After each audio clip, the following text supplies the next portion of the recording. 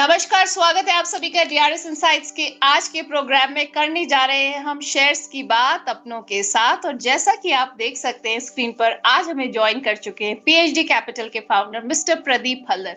प्रदीप जी, स्वागत है आपका डीआरएस इनसाइट्स के आज के प्रोग्राम में।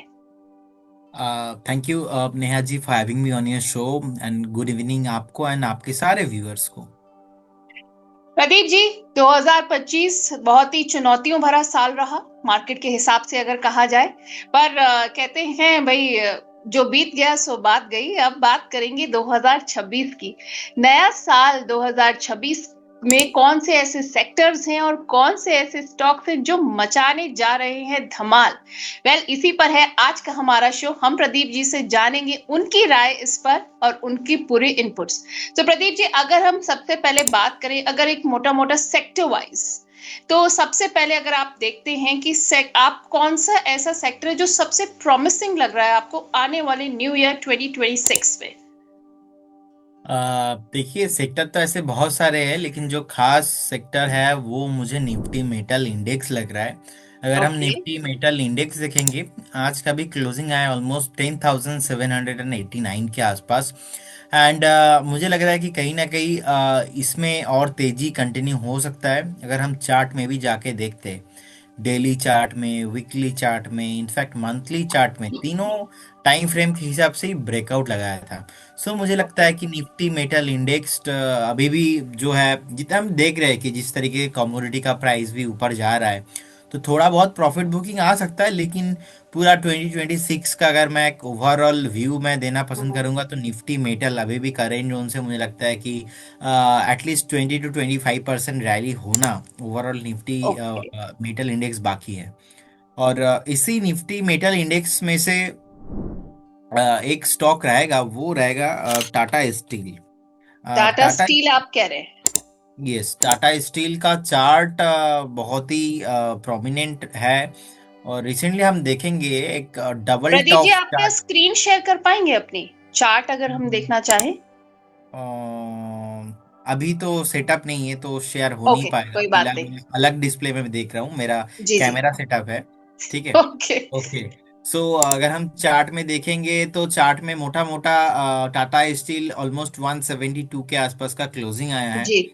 इनफैक्ट हमें लग रहा है कि एक बार 225 तक एटलीस्ट जाने के लिए रेडी हो सकता है। और करेंट जोन से अच्छा खासा बाइंग भी आया है। रिसेंटली थोड़ा बहुत नीचे आया था 154 156 के आसपास, और हमें लग रहा है कि करेंट जोन से भी जो सपोर्ट लिया था 155, यहाँ पे आपको एक स्ट्रिक्टली स्टॉप लॉस, अगर आपका शॉर्ट टर्म व्यू है तो मेंटेन करना चाहिए। अगर आपका ओवरऑल एक साल का व्यू है, 2026 में ही आप होल्ड करना चाहते हो, तो थोड़ा और लंबा स्टॉप लॉस होगा। मतलब शॉर्ट टर्म वालों के लिए 155 156, और थोड़ा हम्म। अगर आप लंबा होल्ड करना चाहते हो, is like 7 to 8 months, at least एक साल, तो हम्म। आपके लिए स्टॉप लॉस होगा ऑलमोस्ट 145 के आसपास। तो 145 विल बी स्टॉप लॉस, बने रहिए। करेंट जोन से भी बाई करके आप जा सकते हो। ओके। आपको 240 to 50 तक एटलीस्ट करेंट ओके। जोन से आपको मिलेंगे।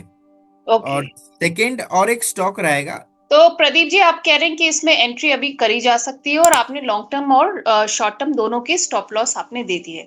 आप सेकंड आप स्टॉक बताने वाले थे इस सेक्टर में, निफ्टी मेटल इंडेक्स में। देखिए मुझे नैल्को का चार्ट बहुत ही अच्छा लग रहा है। ओके। नेशनल एल्यूमिनियम एंड कहीं ना कहीं मेटल, एल्यूमिनियम एंड कॉपर, आप देख रहे हैं कि जिस तरीके का ओवरऑल एक प्राइस सिग्निफिकेंट यहाँ पे बाइंग हो रहा है, डिमांड आ रहा है इस प्राइजेस में। सो मुझे लगता है कि अभी भी ये उतना भागा नहीं है। और अभी ऑलमोस्ट 300 के आसपास का प्राइस है। मुझे लगता है कि एक रिट्रेसमेंट जोन जो कि 263 268 के आसपास है, फिर से अच्छा। आपको रिटेस्ट आज नहीं तो कल, नहीं तो एक महीने में रिटेस्ट करते हुए दिखाई देंगे। क्योंकि जब कोई भी सेक्टर, कोई भी स्टॉक्स में ब्रेकआउट होता है, ब्रेकआउट हम्म। होने के बाद हमने देखा आफ्टर ब्रेकआउट रिट्रेसमेंट पे भी आता है। सो इसका जो लेवल रहेगा वो 265 268, इस जोन पे आपको एकोमुलेशन करना है, फ्रेश बाय करके जाना है। और एक स्ट्रिक्टली स्टॉप लॉस आपको 225 में मेंटेन करना है। और अगेन आपको स्टॉक 340 एंड 400 तक आपको आते हुए दिखाई देंगे। तो बाइंग जो रेंज रहेगा हम्म। वो रहेगा 265 268 270 पे भी आप बाय कर सकते हो, लेकिन ओके। करेंट जोन से नहीं। It will take some time, आपको थोड़ा अवॉइड करना है। ओके, आप कह रहे हैं थोड़ा वक्त वेट करके और 265 टू 70 के बीच में इसकी परचेज या एंट्री करी जा सकती है नैल्को में, लेकिन थोड़ा सा वेट एंड वॉच आप कह रहे हैं। तो निफ्टी मेटल इंडेक्स में आपने बताया टाटा स्टील और नैल्को। आप नैल्को इन दोनों के अलावा भी कुछ ऐसे स्टॉक्स हैं जो आपके रडार पर है मेटल इंडेक्स में? तो प्रदीप जी, ये तो हो गई मेटल्स की बात। कोई और ऐसा सेक्टर है जो आपकी नजर में है अभी मेटल के बाद? मेटल के बाद एक सेक्टर है जो पूरा साल ही अंडर परफॉर्मेंस किया है, वो ऑलरेडी मैंने आपको हर एक शो में भी बताया, अभी भी वही बताना चाहूंगा कि Nifty IT. Nifty yes. IT चला नहीं है क्योंकि निफ्टी आईटी के साथ सीधा सीधा यूएस का कनेक्शंस है, बहुत सारा अलग अलग हम्म। रेवेन्यूज जो है बाहर से आता है। तो जिस तरीके का हमने देखा है निफ्टी आईटी चला नहीं है, तो एटलीस्ट एक तो हो गया ब्रेकआउट, जहां पे हमने देखा हर हफ्ता कहीं ना कहीं every week, each and every week एक हायर प्राइस में सिग्निफिकेंट प्राइस मोमेंटम हो रहा है। हम्म। एक तो हो गया Nifty metal. Second, Nifty IT index ऐसा इंडेक्स है, हमें लगता है कि अगर आप देखेंगे टॉप से अभी भी नीचे है। अब लोग हम्म। ज्यादा आईटी स्टॉक्स बाई करने के लिए रेडी नहीं है। आज से हम्म। 3 महीना पहले पूछेंगे, 3 महीना पहले तो कोई भी, या आप एनालिस्ट एडवाइजर फंड मैनेजर से पूछेंगे, उनको अच्छा नहीं लग रहा था। लेकिन हम्म। अच्छा खासा बेस बन गया है ऑलरेडी, हमें बन। लगता है कि बेस भी कंफर्मेशन है। तो कहीं ना कहीं निफ्टी आईटी आपका रडार पे रखिए, चला नहीं है, नीचे नहीं आएगा, रिस्क रिवॉर्ड के हिसाब से बहुत ही फेवरेबल है। ओके, आप कह रहे हैं रिस्क रिवॉर्ड के हिसाब से बहुत ही फेवरेबल है निफ्टी आईटी। तो इस पसंदीदा सेक्टर में आपके कुछ ऐसे रॉकिंग स्टॉक्स जो आपके हिसाब से 2026 में मचा सकते हैं धमाल? देखिए, एक काउंटर है, कंपनी का नाम रहेगा कोफोर्स। कोफोर्स लिमिटेड अभी यस। 1683 के आसपास है, रिसेंटली देखेंगे तो कोफोर्स अपने ऑल टाइम हाई से अच्छा खासा करेक्शन हो चुका है। नीचे ज्यादा जगह बचा नहीं है, लेकिन फिर भी अगर हम और थोड़ा नीचे ये सोच के ही चलते कि नहीं और नीचे पॉसिबल होगा, वो रेंज रहेगा ऑलमोस्ट 1548 1550। मतलब आप करेंट जोन से if you want to invest of 1 lakh, suppose मैं एक हम्म। एग्जांपल आपको दे रहा हूँ, आप 40-50 थाउजेंड ना आप करेंट जोन से इन्वेस्टमेंट कीजिए। ओके। बाकी का अभी आपको नहीं करना है। कभी भी अगर 1610-15 के आसपास आपको मिलता है, देन यू शुड इन्वेस्ट, बाकी का आप इन्वेस्ट कीजिए। आपको स्ट्रैगर मैनर पे इन्वेस्ट करना है, और एक स्ट्रिक्टली स्टॉप लॉस आपको 1530 के आसपास मेंटेन करना है, और 1548 1560 तक आपको इजीली नीचे देखने को मिल सकता है। ये एक आपका इन्वेस्टमेंट व्यू हो गया। Stock already all time high से करेक्शंस भी अच्छा खासा हो चुका है, सो आई डोंट थिंक इसके नीचे स्टॉक जाने वाला है। एक अच्छा फेयर वैल्यूएशन होगा कोफोर्स के लिए। ओके, कोफोर्ड जो आप कह रहे हैं, आपने स्टॉप लॉस भी बता दिया, आपने ये भी कहा कि स्टैगर्ड मैनर में इसमें इन्वेस्ट किया जा सकता है। अब आईटी की बात हो रही तो कोफोर्ड के अलावा कोई और स्टॉक है? देखिए, अब इंफोसिस का बात भी हमने बहुत टाइम किया है। ऑब्वियसली हम्म। टीसीएस इंफोसिस तो फेवरेट काउंटर ऑल टाइम है ही, लेकिन इंफोसिस का चार्ट अभी अब अगर हम देखते हैं 1644 के आसपास का प्राइस चल रहा है। हमें लग रहा है कि 1550 और 1500 एक अच्छा खासा जोन है। मतलब मैं ये प्रिडिक्शन करके चल रहा हूँ, नेक्स्ट कभी भी अगर इंफोसिस में भी थोड़ा बहुत डीप मिलता है, उस हाँ। डीप में आपको एक्यूमुलेशन करके चलना है। उसमें रेक ज्यादा होगा ही नहीं आपके लिए, और आप 1 1.5 2 साल अच्छे से पेशेंस के साथ आप बने रह सकते हो। तो मुझे लगता है कि उस केस में आपको at least 1950 and 2000 and above price आते हुए दिखाई देंगे। तो बिल्कुल फर्स्ट स्टॉक हो गया कोफोर्ड, सेकेंड स्टॉक में लगता है कि इंफोसिस इन्फोसिस। आपका रडार पे रखना चाहिए। ऑल राइट, तो ये हो गई मेटल्स और आईटी की दोनों की बात। प्रदीप जी, अब हमारे पास आ रहे हैं सवाल, हमारे व्यूअर्स आपसे सवाल पूछ रहे हैं काफी तादाद में। और मैं आप लोगों को यहाँ पे व्यूअर्स को सबको बता दूं कि हमारा जो मेंबरशिप लिंक है वो हमारे कमेंट बॉक्स में पिंड है। अगर आप हमारे एक्सपर्ट जो शो में आते हैं, जो कि सेबी रजिस्टर्ड एक्सपर्ट्स है, हमारी पूरी कोशिश होती है बहुत ही रेपुटेड और मार्केट के जाने माने अच्छे चेहरे, रिलायबल क्रेडिबल चेहरे हमारे डीआरएस इनसाइट्स पर आए और आपको अपनी एडवाइस और सलाह दें। अगर आप उनसे सवाल पूछना चाहते हैं तो बन जाइए डीआरएस इनसाइट्स के मेंबर। मेंबरशिप जैसा कि मैंने बताया कमेंट बॉक्स में पिन है, आप वहां जाकर इंफॉर्मेशन ले सकते हैं। प्रदीप जी, मिस्टर आचार्य अपना सवाल लेकर आए हैं। पहले JWL पर इनका सवाल है, कह रहे हैं इनका जो एवरेज बाइंग प्राइस है वो है 374 का, क्या करना चाहिए इन्हें? देखिए, 374 के आसपास का आपका बाइंग है, तो मैं बोलूंगा आप तो बने रहेगी। लेकिन चार्ट आज के डेट के हिसाब से अगर मैं देखूंगा कि वीकनेस अभी भी है, लास्ट वीक से चल रहा है। ऑलमोस्ट 30% नीचे से हमने देखा कि हम्म। एक उछाल लगाया, अभी 337 है। मुझे लगता है कि अगेन आपको ये 315 310 के आसपास मिलेंगे। तो लेकिन घबराने जैसा कोई बात इसमें है नहीं, प्रोमिनेंट स्टॉक है। और जुपिटर वैगन हम देखेंगे कि रेलवे में ये ओनली फॉर एक स्टॉक नहीं है, बहुत सारे स्टॉक ये अपने ऑल टाइम हाई से 50% 60% 40% नीचे है। हम्म। अब रेलवे का हर साल बजट में लोग यही एजम्पशन करते हैं कि नहीं बजट में कुछ अनाउंसमेंट होगा, उसके आधार पे ना एक व्यू बनाते हैं, बाइंग आते रेलवे स्टॉक्स में, जो कि एक दो दिन हम्म। हमने देखा भी है। हाँ। लेकिन अगर आपका 374 के आसपास का इन्वेस्टमेंट है, आपने किया है बाइंग, सो हो सकता है कि एक दो दिन में भी आ जाए, हो सकता है कि नेक्स्ट 2 महीने में भी ना हम्म। आए आपका लेवल। लेकिन ऐसा कोई यह से फेयर डर ये खत्म हो जाएगा ऐसा नहीं देख पा रहा हूं मैं। अच्छा बाइंग है आपका, बने रहिए, आपको डेफिनेटली 400 अबव प्राइस मिलेंगे। उसके बाद फिर से आप रिव्यू कीजिए एंड एक बार आप वेट कीजिए अभी। जी। ऑल राइट, तो अभी प्रदीप जी के हिसाब से आप वेट कर सकते हैं। पीयूष पराशर जी, क्योंकि हम मेटल्स की बात कर रहे थे, हिंद कॉपर ये लेकर आए हैं। इनका जो बाइंग है वो है 529.40 का, और मेटाली ईटीएफ इन्होंने लिया हुआ है 10.99 पर। दोनों पर जानना चाह रहे हैं आपका व्यू, फिलहाल शॉर्ट टर्म व्यू ये जानना चाह रहे हैं। ओके। सो हिंद हिंद कॉपर कॉपर, आपने, हाँ हाँ, ये 529.40 पर इन्होंने लिया है। 529 तो आपके बहुत ऊपर का प्राइस में आपने हम्म। लिया है, क्योंकि कंटिन्यूअसली स्टॉक हमारा रडार पे भी था और बहुत अच्छा खासा गेन देखे गया है। लेकिन कहीं ना कहीं जैसे कि आज ही 9% 10% तो ऊपर था ये हम्म। सुबह सुबह, हाँ, फाइव फोर्टी खबर में भी फाइव रहा। हाँ, उसके बाद हमने देखा कितना तेजी के साथ ये इसमें सेलिंग प्रेशर आया है। इनफैक्ट अभी तो गोल्ड सिल्वर भी नीचे आ रहा है, थोड़ा बहुत प्रॉफिट बुकिंग हो रहा है। अच्छा। और इसके साथ पूरा डायरेक्ट कनेक्शन है हिंदुस्तान कॉपर का, हिंदुस्तान जिंक का, इसके साथ पूरा डायरेक्ट गोल्ड के साथ पूरा डायरेक्ट कनेक्शन है। मन्नापुरम फाइनेंस का, मुथूट फाइनेंस का, इसीलिए हाँ। मार्केट बंद होते होते Manappuram finance and Muthoot finance का चार्ट थोड़ा बहुत बिक रहा है, इसीलिए मार्केट बंद होते होते हिंदुस्तान कॉपर हिंदुस्तान जिंक थोड़ा नीचे आया है।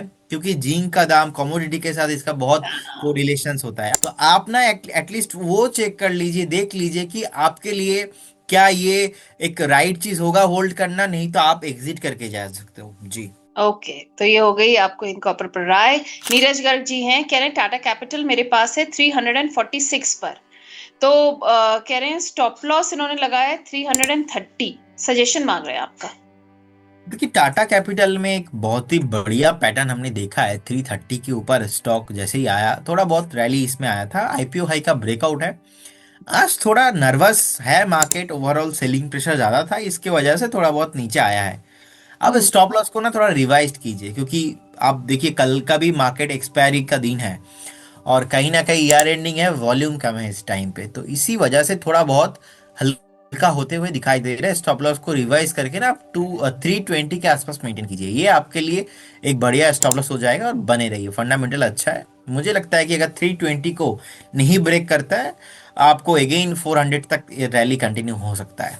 ओके, ये हो गई बात टाटा कैपिटल पर। प्रेम मुरारे जी हैं, जेएसडब्ल्यू इंफ्रा और डिक्सन टेक्नोलॉजी, कह रहे हैं अभी से कितना डाउन आ सकता है, आपका व्यू चाह रहे हैं। देखिए जेएसडब्ल्यू इंफ्रा ने ना रिसेंटली अपना जितना नीचे आना था आ गया है, ऑलमोस्ट 264 265 के आसपास। अभी इसका एक गैप है ऑलमोस्ट 327 तक, तो अभी तो आप बने रहिए, 260 के आसपास का एक स्टॉप लॉस मेंटेन कीजिए। और डिक्सन 11,850 के आसपास का है, आई डोंट थिंक इसके ज्यादा ज्यादा नीचे मैं देख पा रहा हूँ, क्योंकि एक वैल्यू जोन पे ऑलरेडी आ चुका है डिक्सन, हमें वेट करना चाहिए, और एक बाइंग जोन के आसपास आ चुका है, करंट जोन से भी बाई करने का सलाह रहेगा। ओके, तो ये हो गई इन दोनों पर राय। अब मेरे पास एक मैसेज आया है, और बहुत, ये हमारे मेंबर नहीं है पर फिर भी मैं सवाल ले रही हूँ क्योंकि ये प्रदीप जी स्पेशली आपके लिए आया है। हम्म। आ, तो ये है, उन्होंने लिखा है, इनकी जो आईडी है वो बिलियनर बॉय इनकी आईडी है, नाम नहीं लिखा है इन्होंने, पर इन्होंने लिखा है कि मेरे प्यारे गुरु प्रदीप सर को मेरा नमस्कार। फिर नमस्कार। फिर कह रहे हैं कैनरा बैंक 114 पर, और सेजिलिटी इंडिया इन्होंने 43 पर बाय किया है, 4 महीने का व्यू है। क्या सलाह रहेगा मेरे प्यारे गुरुजी का। या आई नो हिम, एंड उनका नाम बहुत ही फेमस है, billionaire boy. And first of all thank you so much आपको इतना बढ़िया सा कमेंट करने के लिए। और मैं कहीं पे भी कोई भी प्लेटफॉर्म में जाता हूँ तो मिलते रहते हैं, मतलब ऐसे ही कमेंट बॉक्स में, तो उनका नाम बिलियनियर बॉय वो मुझे याद है। देखिए फ्रेजिलिटी अभी 52-53 के आसपास है, अगर हम चार्ट खोल के देखेंगे 56-55 उसके ऊपर ही लेना है, उससे नीचे तो नहीं लेना है। तो 55-56 का जो एक प्रोमिनेंट रेसिस्टेंस जोन बन के रखा है, इसके ऊपर सस्टेन होने में ना इस स्टॉक आपको 68-70 तक दिखेंगे। उस केस में आपको 48.50 के आसपास का एक स्टॉप लॉस मेंटेन करने का सलाह रहेगा। कैनरा बैंक भाग चुका है, अभी उतना नहीं भागेगा, क्योंकि कोई भी चीज दौड़ने के बाद रेस्ट लेता है। सेम चीज ये भी दौड़ चुका है बहुत, अभी थोड़ा रेस्ट ले सकता है, लेकिन चार्ट में अभी भी जो है अप ट्रेंड कंटिन्यू है, और ये कंटिन्यू जो है रहने वाला है। तो कुछ भी प्रॉब्लम नहीं है, बने रहिए, अप ट्रेंड में है, एंजॉय करते रहिए रैली।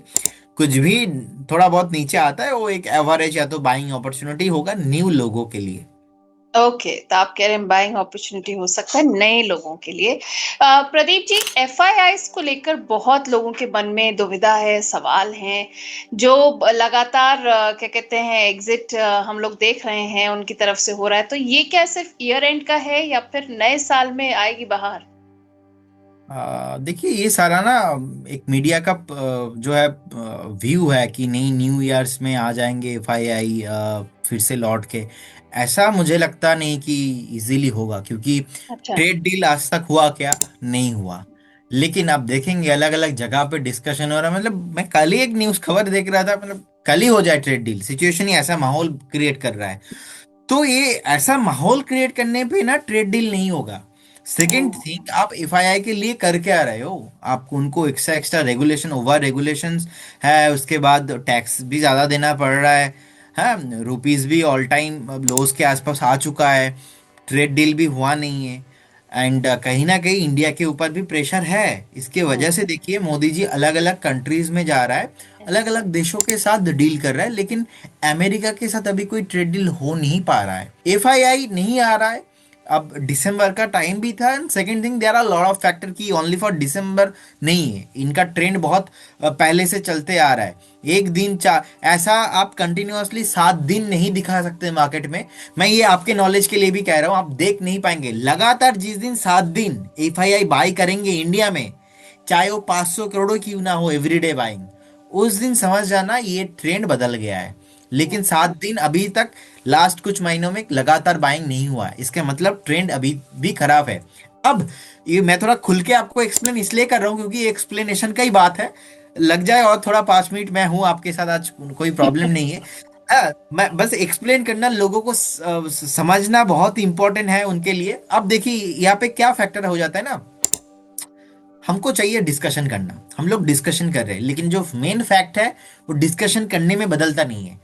तो मेन जो फैक्ट है ना कहीं वो जहां पे था वहां पे ही है, जब तक अगर सिचुएशन वहां पे ही रहेगा तो एफआईआई अभी तो मैं फिर भी नेक्स्ट 1-2 महीने में नहीं देख पा रहा हूँ।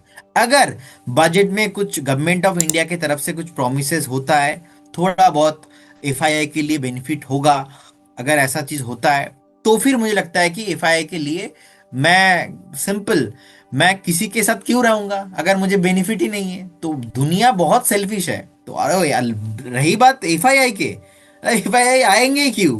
मैं वही क्वेश्चन मैं उल्टा करूंगा तो लेने का देना पड़ जाएगा, ऐसा सिचुएशन है। आएंगे, मैं अगर एक खुद हाँ हाँ। एफआईआई होता मैं तो कभी नहीं आता। तो सिंपल वही नहीं, है। उम्मीद पे कहते हैं उम्मीद तो लगानी चाहिए। आई एम श्योर सरकार भी कुछ ना कुछ कर ही रही होगी, और बजट से काफी उम्मीदें हैं लोगों की। तो लेट्स होप 2026 में और भी माहौल अच्छा हो और सब बढ़िया हो। वेल, अब प्रभात नारायण जी अपना सवाल टीटागढ़ पर लेकर आए हैं, कह रहे हैं टीटागढ़ कितने महीने में 1200 1500 या ऑल टाइम हाई पर आ सकता है? देखिए मुझे लगता है कि ये एक बहुत ही अनएक्सपेक्टेड होप है। अब अच्छा। हम तो as a technical analyst level to level ही बात करेंगे, जब तक ये 1000 के ऊपर क्लोजिंग नहीं देता तब तक ये 1300 तक तो नहीं भागेगा। 1000 के ऊपर क्लोजिंग में 1330 तक मैं अभी तक तो मैं देख पा रहा हूँ, 1330 के ऊपर जिस दिन क्लोजिंग करेगा उसके बाद 1500 का लेवल इसके लिए ओपन होगा। अब हमने देखा ही है रेलवे का क्या हाल है, और थोड़ा हाँ। बहुत इसमें एक बार एक डेड कैट बाउंस आया है, लेकिन ये सस्टेन करे भी नहीं, करेगा कि भी नहीं, ये थोड़ा नेक्स्ट 1-2 हफ्ते में और समझ में आएगा।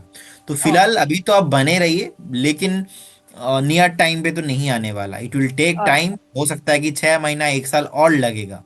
ओके। तो प्रभात जी, आप फिर से सवाल लेकर आ सकते हैं, अभी वेट एंड वॉच रखिएगा।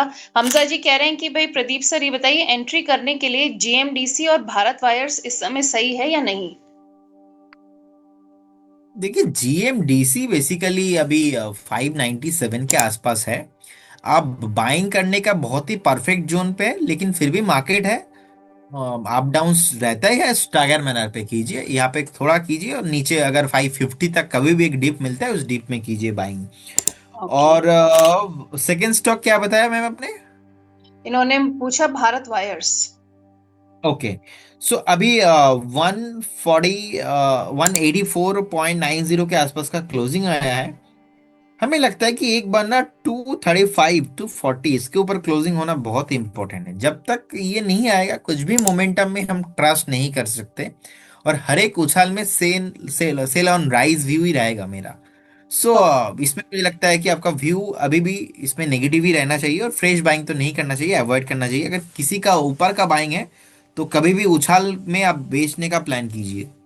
ओके। ब्रिजेश जी हैं, कह रहे हैं सर, एरिस इंफ्रा 147 पर इन्होंने लिया है, स्टॉप लॉस आपसे जानना चाह रहे हैं क्या लगाना चाहिए और एवरेज कहां पर करें? देखिए मुझे लगता है कि एवरेज तो बिल्कुल नहीं करना। अगर कोई भी स्टॉक्स कंटिन्यूअसली नीचे आ रहा है, कोई हम्म। गिरते हुए स्टॉक को आप एवरेज क्यों करना चाहते हो? आप सीधा सीधा ट्रेडिंग व्यू ओपन कीजिए, चार्ट देखिए। एक मतलब बच्चे को भी पता रहेगा कि ऐसे स्टॉक्स में बिल्कुल जो है एवरेज नहीं करना चाहिए। और कभी कभी सिचुएशन ही ऐसा हो जाता है ना मैम, मतलब कुछ तो हम्म। स्टॉक आपका बैन लिस्ट पे होना चाहिए। उसमें से एक स्टॉक है ये पर्टिकुलर, 130 के आसपास का प्राइस है, मैक्सिमम 110 तक वेट करना है, उसके नीचे आपको वेट नहीं करना। और ऐसे स्टॉक बाय नहीं करना, एवरेज नहीं करना। Each and every bounce back पे, पुल बैक पे आपको एग्जिट करने का सलाह रहेगा। ओके। अब राठौर जी पूछ रहे हैं, सीएस राठौर जी, की जाइडस इन लाइफ साइंसेस इन्होंने खरीदा है 1000 के रेट पर, कह रहे हैं एवरेज करें या एग्जिट करें? देखिए मुझे लगता है कि अभी तो इसमें पुल बैक पॉसिबल नहीं है। ये पुल बैक ओके। पॉसिबल ही होगा आपको ऑलमोस्ट 1080 एंड एबव। तो अभी तो एवरेज करने का सलाह नहीं रहेगा। उल्टा मैं बोलूंगा 885 अगर ब्रेक करता है तो आपको नहीं रहना चाहिए इस काउंटर में। All right. मुकुल जी हैं, पूछ रहे हैं, सर मेरे पास एनबीसीसी है, आज एनबीसीसी थोड़ा न्यूज में भी रहा है, कह रहे हैं इसके टारगेट क्या होने चाहिए, और इंडिया ग्लाइकॉल इन्होंने लिया है 965 पर, उसका भी टारगेट जानना चाह रहे हैं। देखिए एनबीसीसी 122 के आसपास का प्राइस है, और हमें लगता है कि 130 के ऊपर इसमें ब्रेकआउट पॉसिबल है।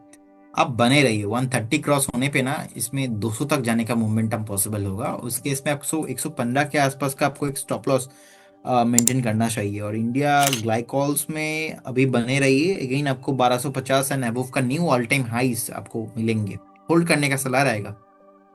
ओके। जमाल जी हैं, इन्फीबीम पर आपकी राय मांगना चाह रहे हैं, इन्होंने खरीदा है 715.45 पर। देखिए कितने पे खरीदा? 715.45। ओके, अभी तो आप बने रहिए इसमें। 750 के आसपास का एक स्विंग लो मुझे दिखाई दे रहा है। आज का भी 758 के आसपास का एक लो था। 750 में एक स्टॉप लॉस मेंटेन कीजिए, और होल्ड कीजिए पर्टिकुलर स्टॉक को।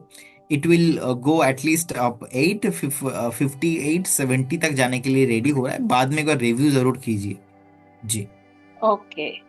अब एक सवाल आया है शादाब जी की तरफ से, कि कह रहे हैं सवाल कह रहे हैं 1 महीना हो गया, कहिए तो मैं सवाल पूछूं, मेरा सवाल आपने नहीं लिया है। भाई शादाब जी, आपकी शिकायत जरूर है, पर सवाल तो आपको साथ में भेजना पड़ेगा, तभी तो मैं आपका सवाल ले पाऊंगी प्रदीप जी से। इस पर आप जल्दी से अपना सवाल भेज दीजिए तो हम ले लेंगे प्रदीप जी से आपका सवाल। पहले प्रदीप जी, अगर हम बात करें आज डिफेंस सेक्टर की, तो डिफेंस सेक्टर जो है कि अगर सोमवार की बात करें, थोड़ा सा उसमें तेजी देखी गई है। बहुत सारे लोग डिफेंस में पैसा लगा के बैठे हैं, और हर बार सवाल आता है कि भाई ये सेक्टर कब चलेगा। तो डिफेंस सेक्टर को लेकर अगर आपका व्यू मैं मांगना चाहूँ तो क्या रहेगा? देखिए डिफेंस को लेके मेरा ऐसा व्यू है, अभी आई थिंक ये 2025 का लास्ट वीडियो होगा आपके चैनल में। और अभी जो मैं आपको एडवाइस देने वाला हूँ, ये गोल्डन चीज मैं आपको बताने वाला हूँ। एक तो चीज क्या है ना, आप मीडिया पे देखेंगे हर दिन कुछ ना कुछ डिफेंस स्टॉक्स को लेके डिस्कशन होता रहता है। एंड आपको ज्यादा हर दिन बाई सेल नहीं करना है। At first you need to know कि कहाँ पे आप बाय कर रहे हो। अभी डिफेंस सेक्टर क्या टॉप किया है? Answer is no. रिसेंटली बहुत नीचे आया था, अभी यहाँ से नीचे नहीं आ सकता है? Answer is yes. अब द थिंग इज कि आपको स्टैगर मैनर पे इन्वेस्ट करना है। एटलीस्ट 60% तो इन्वेस्टेड इस टाइम पे आपको होना ही है डिफेंस में। अगर आप मान लो 100 रुपया इन्वेस्ट करने के बारे में सोच रहे हो, तो 60, उसमें से 60 रुपीज आप अभी इन्वेस्ट कीजिए। बाकी का 40 ना एक थ्रेट है। वो थ्रेट किसी को पता नहीं है। अगर बाई चांस, और एक हर एक सेक्टर हर एक स्टॉक्स के लिए आपको करना है। ऐसा नहीं कि इन्वेस्ट किया और भूल गया, ऐसा नहीं है। अभी 60 कीजिए। 100 का क्षमता था, किया 60, 40 अपने बैलेंस पे है, कैश में है। कल को अगर नीचे आता है तो स्टैगर मैनर पे थोड़ा बहुत दो चार पांच स्टॉक जो बहुत बढ़िया है, उसका एवरेज करना है। ऐसा थॉट आपको जो है रख के चलना है। अब द थिंग इसकी, जो मोतीलाल का डिफेंस फंड है, जो एचडीएफसी का और एक डिफेंस फंड है, हमने देखा वे दोनों फंड लॉन्च जैसे ही हुआ, एचडीएफसी फर्स्ट हुआ था, उसके बाद मोतीलाल का हुआ। जैसे एचडीएफसी हुआ, with in the 1 year 1.5 years हमने देखा 130% रैली किया। अब वो 130% को देख के बहुत सारे लोग टॉप में जाके इन्वेस्ट किया। हाँ। जो लोग टॉप में जाके इन्वेस्ट किया, उसके बाद हमने देखा कि स्टॉक जो ओवरऑल सेक्टर है थोड़ा बहुत नीचे आने के कारण वो दिखा रहा था, पहले दिखा रहा था एक साल में 130% भागा है। जैसे नीचे आया फिर से दिखा रहा है कि एक साल में 60%, मतलब ऊपर से भी आप देखेंगे 50-60% नीचे गिरा था, फिर से रिकवरी आया। तो ये ओवरऑल साइकिल को अगर आप समझेंगे ना, एक चीज क्लियर कट समझ में आएगा, आपको टॉप में नहीं खरीदना है। अब अगर आप अभी आज के बात करेंगे, मुझे लगता है कि almost 70% of the corrections in this defence sector almost completed. बाकी 30% है, 25% अभी भी एक थ्रेट है, वो नीचे आ सकता है। ओवरऑल मैं डिफेंस सेक्टर का बात कह रहा हूँ। अगर कभी भी नीचे आता है, वो आपके लिए golden and last and final, before the top का एक लास्ट फाइनल आपके पास एक अपॉर्चुनिटी है, वो आप कर सकते हो। तो ये है the final interpretation of the Pradeep Haldar. लेकिन ये जो डेली डेली चीज है, इससे थोड़ा बचिए, क्योंकि हाँ। ट्रेडिंग अगर कर रहे हो तो दैट इज ओके, ठीक है। लेकिन जब हम क्या है ना, साल में एंड पे आ गए और कुछ तो हाँ। चलो वर्थ वाली बात होना चाहिए। और डीआरएस इनसाइड का लास्ट वीडियो है प्रदीप हल्दर का 2025 का, तो ऑब्वियसली वो तो होना ही चाहिए। इस केस में डिफेंस में ऑब्वियसली हमारा पसंदीदा stock almost full full ERC रहा है, एचएल एंड बीएल रहा है, हिंदुस्तान हाँ जी। एरोनॉटिक। और कहीं ना कहीं मुझे लगता है कि एक अच्छा वैल्यू जोन पे है। आप यहाँ से भी मुझे लगता है कि इजीली आपको 5,500 6,000 आपको प्राइस इजीली आपको मिलेंगे। एंड सेकंड स्टॉक रहेगा बीएल, जो कि रहता ही है ऑलवेज फेवरेट। आपको 500 एंड 550 तक आपको आते दिखेंगे। अगर आप थोड़ा बहुत प्राइवेट में जाना चाहते हो, तो Cochin shipyard and paras defence दोनों स्टॉक ही अच्छा लगता है। लेकिन ऐसा भी नहीं कि आपके पोर्टफोलियो में इसका वेटेज आपने 40%, इसको इस बात को सुन के आपने 40% हाँ। कर दिया है।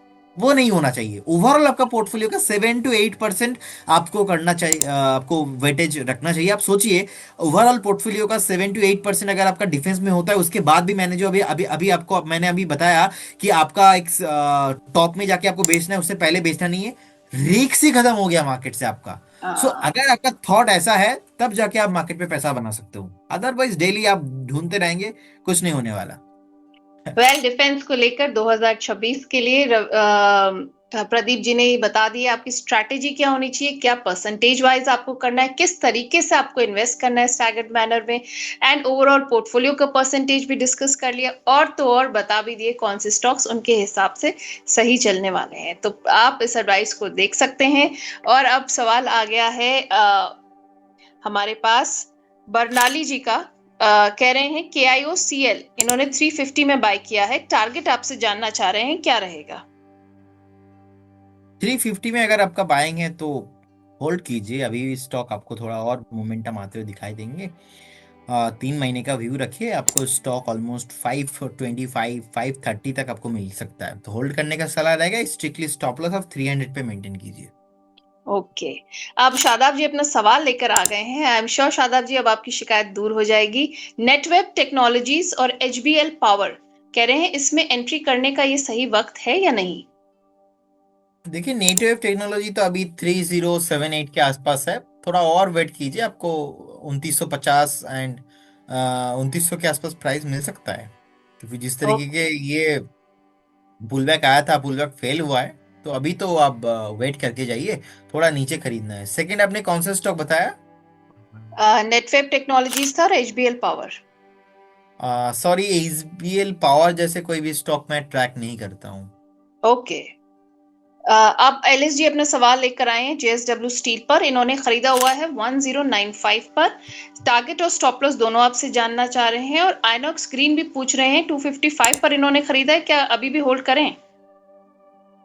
देखिए, जेएसडब्ल्यू स्टील तो अभी 1092 के आसपास का है। ओवरऑल एक अप ट्रेंड में चल रहा है वीकली चार्ट में। ओवरऑल थोड़ा हम मिड टर्म का बात करेंगे तो मिड टर्म में मुझे लगता है कि आपको 1250 and above price all time high आपको मिलेंगे। आइनॉक्स विंड अभी 124 के आसपास है, पूरा अवॉइड करना है। लगातार हमने देखा कि अक्टूबर 24 इसी साल, हाँ नहीं, अक्टूबर 24 से लगातार ये एक डाउन ट्रेंड में है। तो ये डाउन ट्रेंड अभी भी खत्म नहीं हुआ है। हर एक उछाल में एग्जिट करने का प्लान ढूंढिए। Okay. Mahendra ji morphine lab पर आपसे सवाल पूछ रहे हैं। कह रहे हैं 44 पर इन्होंने लिया है, क्या करना चाहिए इन्हें? देखिए, मुझे लगता है कि अभी ऑलमोस्ट अगर हम देखेंगे कि एक सपोर्ट भी ब्रेक हो चुका है लगातार। 44 में था, उसके बाद हमने देखा कि 45 में भी सपोर्ट था, 40 में सपोर्ट है अभी। लेकिन मुश्किल है यहाँ से बाउंस करना, और पॉसिबल है तो उछाल में एग्जिट कीजिए, या तो करेंट से एग्जिट करके जाइए। इसमें कोई वैल्यू नहीं दिखता। देखिए, जो ना है तो ना है, जो हाँ है तो हाँ है। मैं आपको मतलब बीच में कहीं छोड़ूंगा नहीं कि नहीं आप एवरेज करके जाइए, आप रख दीजिए, ऐसा तो प्रतिफलता नहीं है। हाँ है तो सिंपल हाँ है, ना है तो सिंपल ना है, तो सिंपल ना है, तो नो मीन्स नो, ओके। आप रख नहीं। Okay, no means no. Mukul ji हैं, कह रहे हैं सर मेरे पास यूनाइटेड स्पिरिट का शेयर है 1375 पर। कह रहे हैं टारगेट क्या होंगे सर इसके? मुझे लगता है कि बने रहना चाहिए। और जिस तरीके का अभी ईयर एंडिंग हो रहा है, एक जो है फेस्टिवल माहौल है, कहीं ना कहीं यूनाइटेड स्पिरिट जैसे स्टॉक्स लोगों को पसंद होता है, स्टॉक भी पसंद होता है, और ऑनलाइन ऑफलाइन सब कुछ चलता है। तो अभी ये पार्टी चलेगा, अभी तो पार्टी शुरू हुआ है, ये पार्टी लंबा तो चलेगा। और रचित जी के आपको साथ शो में बड़ा मजा आता है ये डिस्कस करने में। अच्छा, आई एम हाँ रिमेम्बरिंग हिम नाउ। हाँ, बिकॉज रचित सर का मतलब बहुत ही फेवरेट स्टॉक है, ठीक है। तो वही है। मुझे लगता है कि कहीं ना कहीं बने रहना चाहिए उनको, एंड इजीली आपको 1800 के आसपास का प्राइस मिलेंगे, 1850 1900 के आसपास का प्राइस आपको आते हुए दिखाई देंगे। तो बने रहिए स्टॉक के साथ, और इसमें वैल्यू भी है। और इकोनॉमी नहीं चलेगा, देश नहीं चलेगा, अगर associate alcohol, एबीडीएल, Tilak Nagar, United spirit जैसे स्टॉक नहीं चलेगा, तो होल्ड करने का सलाह रहेगा। ऑलराइट, होल्ड करने की सलाह है। विकास जी जेंजा टेक्नोलॉजी पर सवाल लेकर आए हैं। 816 पर इन्होंने बाय किया है। कह रहे हैं लॉस बुक करें या नहीं? नहीं, अभी तो नहीं। आप एक स्टॉप लॉस मेंटेन कीजिए 658 के आसपास, और बने रहिए स्टॉक के साथ। ओके। अब लक्ष्मी जी हैं, लक्ष्मीकांत जी अपना सवाल लेकर आए हैं एनटीपीसी ग्रीन पर। कह रहे हैं 105 पे इन्होंने खरीदा है, क्या करना चाहिए इन्हें? देखिए, मुझे लगता है कि हर एक उछाल में एग्जिट करना चाहिए। अब ओके। मैं आपको डेट भी बताऊंगा, February 2025 में ही हमने डिस्कशन किया था बहुत अलग अलग चैनल्स में भी। एंड तब से मैं एक ही स्टेटमेंट देते आ रहा हूँ कि जिस दिन स्टॉक 135 140 के ऊपर सस्टेन करेगा ना, तभी भागेगा। लेकिन उससे पहले ये नहीं चलेगा। अब ये एक समझने वाला चीज हो गया कि ये जो ग्रीन एनर्जी थीम है, लोगों को लगता है ग्रीन एनर्जी थीम भागेगा, लेकिन देखिए प्राइस में कुछ भी मोमेंटम नहीं है। अब स्टोरी अलग हो गया, टेक्निकल अलग हो गया। फंडामेंटल्स विल टेल यू कि व्हाट टू बाई, टेक्निकल आपको बताता है कि व्हेन टू बाई। अब द थिंग इज कि व्हेन टू बाई अगर मैं कैलकुलेशन कर रहा हूं तो यहाँ पे मुझे क्लियर कट यही एक सिग्नल आ रहा है कि नहीं लेना है, क्योंकि लगातार चार्ट पैटर्न ही खराब है, वीकनेस है। तो ऐसे स्टॉक्स में आपको उछाल में एग्जिट करने का प्लान ढूंढिए। जिस दिन ये 140 ब्रेक करेंगे हम डिस्कशन करेंगे, कहीं पे नहीं जाने वाला। तो अभी तो फिलहाल ना, मतलब लेके वो फ्यूचर में क्या थीम चलेगा वो लेके अभी आप परेशान हो जाएंगे, तो एग्जिट करने का सलाह रहेगा। बिल्कुल प्रदीप जी, आज आप आए, आपने नए साल की तैयारी कराई हमारे डीआरएस इंसाइट्स के दर्शकों को, और एक अच्छा ओवरव्यू दिया। आप डीआरएस इंसाइट्स के दर्शकों को आप नए साल पे क्या कहना चाहेंगे? मुझे लगता है कि आप बहुत अच्छे से आपका हेल्थ का ध्यान रखिए। Health is very important, is more than your wealth. क्योंकि हम पैसे के लिए काम करते हैं और दिन भर पैसे के पीछे भागते हैं, और जो पैसा हम 10 साल 15 साल 20 साल मेहनत करके कमाते हैं ना, वो आपका एक हफ्ते में एक महीने में पूरा हॉस्पिटल में निकल जाता है। तो इस साल थोड़ा फोकस कीजिए हेल्थ के ऊपर, काम करना, एक्सरसाइज कीजिए डेली। चाहे आपका एज कुछ भी हो, 30 40 50 60 70 कुछ भी हो, हेल्थ को रखिए फर्स्ट प्रायोरिटी में। एंड उसके बाद मार्केट को थोड़ा बहुत सीखिए। And Neha ma'am DRS insight पे बहुत बढ़िया काम कर रहे।